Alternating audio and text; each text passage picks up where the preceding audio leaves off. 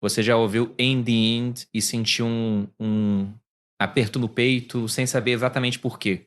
Porque tem uma coisa estranha nessa música.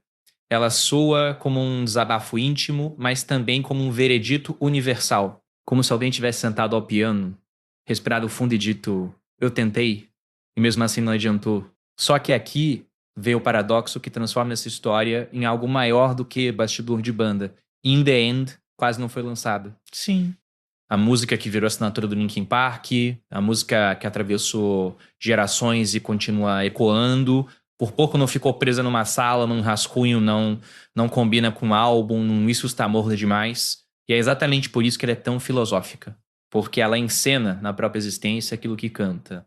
O conflito brutal entre tentar com todas as forças e encarar a possibilidade que nada disso tem o significado que a gente queria.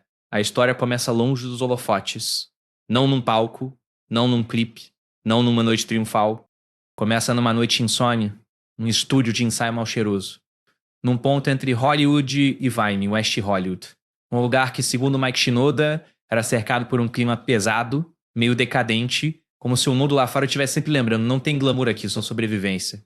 E aí imagina a cena. Madrugada avançando, cansaço acumulado, cabeça girando, e Shinoda decide se trancar numa sala sem janelas. Não era nem pra alguém ficar ali a noite inteira, tecnicamente não era permitido, mas a insônia não pede autorização. E a angústia, muito menos. Ele senta, coloca as mãos no piano, programa batidas, insiste, repete, corrige, volta do começo. E o que nasce dali não é só um instrumental, é uma confissão.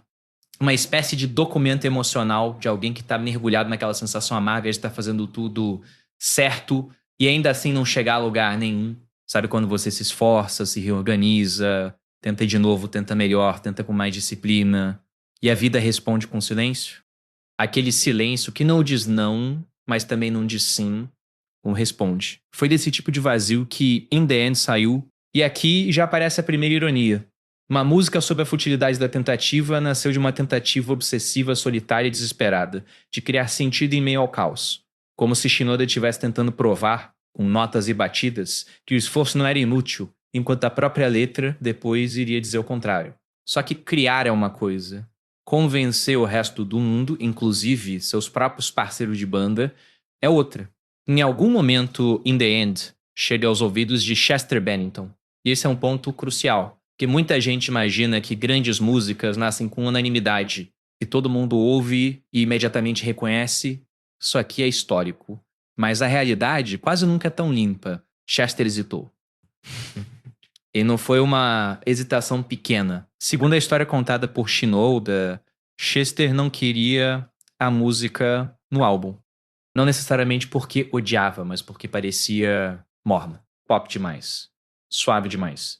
Distante demais do no metal agressivo, da energia de catarse, da violência emocional que a voz dele sabia cuspir como ninguém. E dá pra entender o instinto. Chester era um artista da intensidade.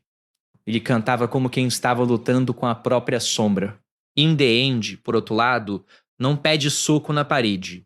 Ela pede olhar pra dentro. Ela pede admitir derrota. Ela pede reconhecer que existe um limite pro quanto esforço pode dobrar a realidade. E para alguém construir identidade em cima da explosão, a resignação pode parecer fraqueza.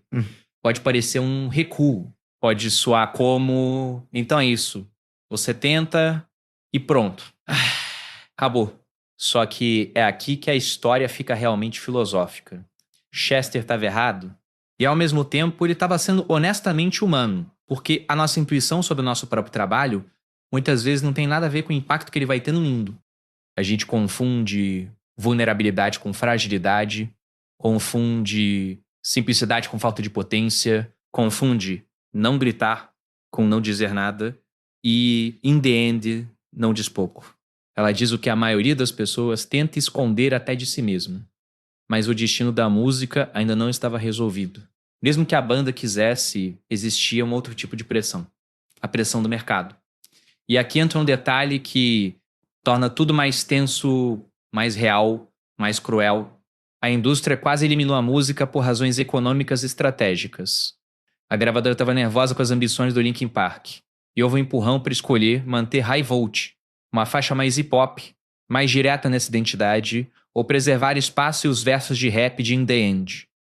A banda escolheu sacrificar high voltage da edição padrão para proteger In The End. E percebe como isso revela uma violência silenciosa? Quase não foi uma decisão artística do tipo, isso é ruim. Foi uma decisão mecânica do tipo, isso se encaixa, isso vende, isso funciona no pacote, como se música fosse peça substituível numa vitrine. Nesse cenário, In The End poderia ter morrido por dois lados ao mesmo tempo, pelo desconforto interno do vocalista e pela tesoura fria do mercado. Ninguém teria achado estranho.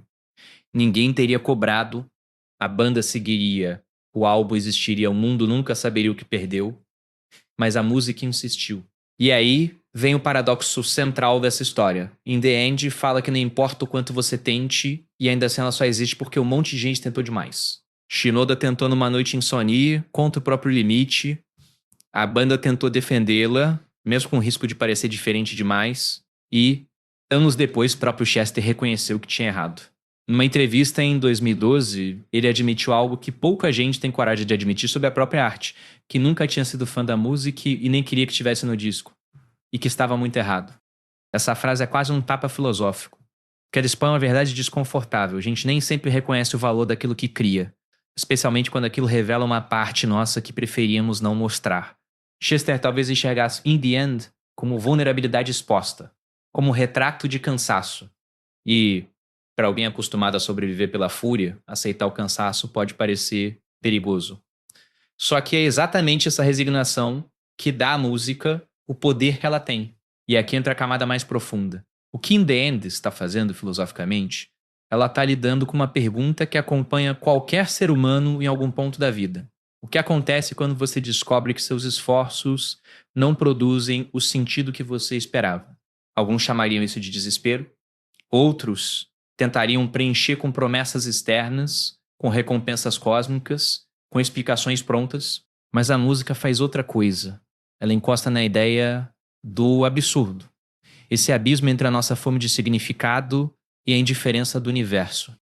Só que ela não termina como um buraco sem fundo. Ela termina como uma aceitação. E é um detalhe importante, quando Chester repete "It doesn't even matter", não soa como alguém destruído. Soa como alguém exausto, sim, mas também aliviado, como se dissesse, eu posso parar de me torturar tentando provar que sou o suficiente. E tem um momento perto do final que intensifica isso. A pergunta gritada sobre a verdade que você prometeu. E ela fica sem resposta, deliberadamente.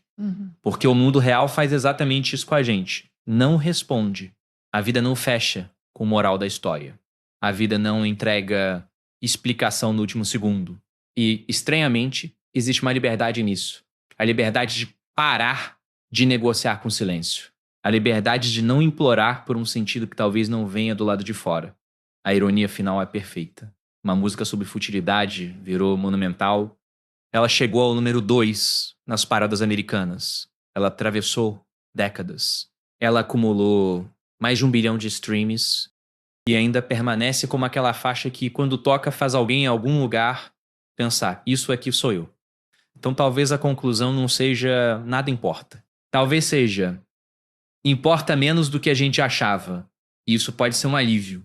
Porque a lição que sobra dessa história não é pare de tentar. É outra, muito mais humana. Suas tentativas importam não por garantirem vitória, mas porque são a forma que você tem de existir com dignidade. Mesmo quando tudo em você sussurra que não vale a pena.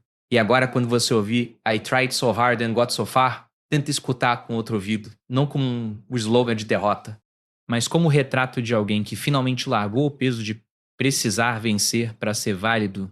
Se esse vídeo te ajudou a enxergar In The End num jeito diferente, deixa o like, se inscreve no canal e comenta aqui embaixo qual música você acha que parece simples, mas esconde uma história filosófica por trás. E já aproveita para assistir o próximo vídeo recomendado aqui no canal, porque ele conversa diretamente com esse tema de arte, crise e transformação. A gente se vê no próximo.